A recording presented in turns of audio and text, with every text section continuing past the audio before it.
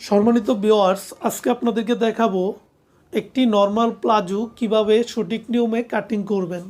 একটি প্লাজোতে কিভাবে কোমর থেকে বাড়তি করে লুজ নেবেন এবং কিভাবে হাইয়ের মাপটা দিবেন। তো চলেন কাটিংটা করে দেখাই।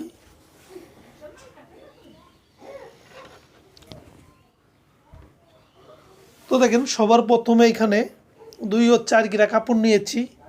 2 ও 4 গিরা কাপড় দিয়ে প্লাজোটা কাটিং করে দেখাবো। তো দেখেন, কাপড়টাকে আমরা এইভাবে ভাঁজ করে নিয়েছি। এই দেখেন, এইখানে কিন্তু ডবল পার্ট আছে, এখানে মোট 4টা পার্ট আছে, এখানে 2টা পার্ট আছে, ঠিক আছে। তো আমরা 2টা পার্টই একসাথে কাটিং করব।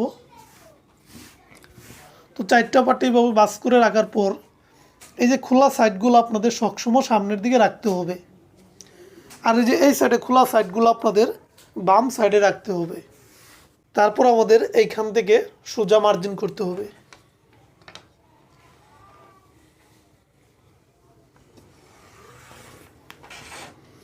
তো দেখেন, এইভাবে সোজা মার্জিন করার পর এই যে এই মার্জিন থেকে আমাদের 2 থেকে 2.5 ইঞ্চি কাপড় রাখতে হবে রাবারের জন্য। তো দেখেন, এইখান থেকে আমি মোট 2.5 ইঞ্চি কাপড় রাখবো রাবারের জন্য।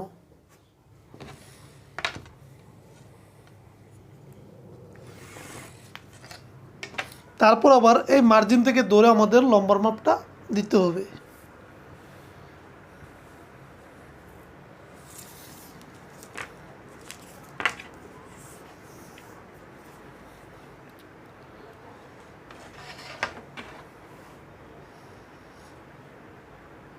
তো দেখেন, এই প্লাজোটা লম্বা দিতে হবে 35।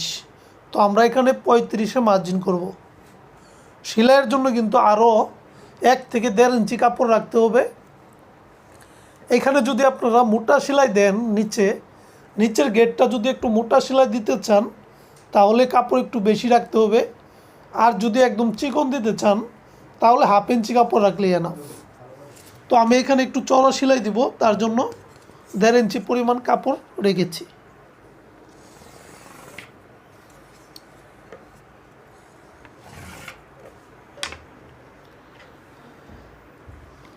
তো এখন আমাদের এই যে মার্জিন থেকে আমাদের হায়ের মাপটা দিতে হবে। তো এখানে আপনারা সাধারণত যদি 40-42 বডির জন্য প্লাজো তৈরি করতে চান তাহলে এখানে হাই দিতে হবে 15 থেকে 14.5 কি 15 দিতে পারেন, ঠিক আছে। তো আমরা এখানে 15 ইঞ্চি নিচে হাইয়ের মার্জিন করব। তো দেখেন, 15 ইঞ্চি নিচে হাইয়ের মার্জিন করেছি।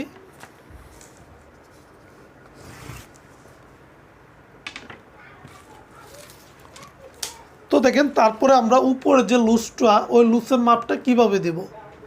তো লুজের মাপটা আমাদের, যেহেতু এটা 2 হাত পানার কাপড়, আমাদের পুরোটাই দিতে হবে। আর যদি কাপড় আপনাদের বেশি থাকে, 2.5 হাত পানা থাকে, তাহলে এখানে আপনারা কমিয়ে দেবেন। এটা বডি অনুযায়ী দিয়ে দিবেন। যদি মিডিয়াম লুজ চেয়ে থাকে তাহলে এখানে দিবেন 15.5 থেকে 16 ইঞ্চি দিয়ে দিলেই হবে। তো দেখেন, এখানে আমি 16 ইঞ্চি দিয়ে দিলাম।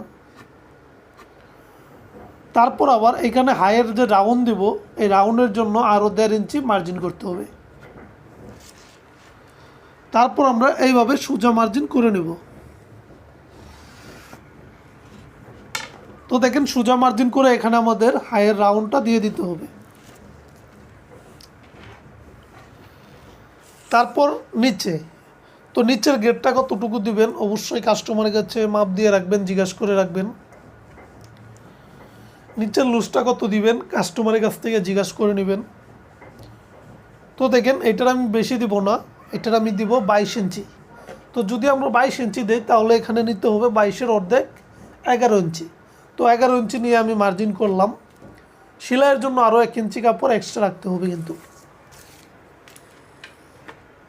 তারপর আমাদের এইখান থেকে এইভাবে হালকা একটু রাউন্ড দিয়ে আমাদের মার্জিন করতে হবে। তো দেখেন, আমি মার্জিনটা করে দেখাচ্ছি। এই যে এইভাবে আমাদের হালকা শেপ দিয়ে মার্জিনটা করতে হবে।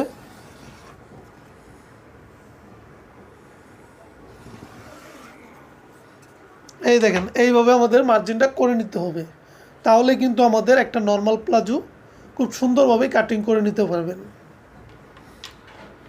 তো দেখেন মার্জিনটা করলাম, এখন আমি কাটিংটা করে দেখাবো।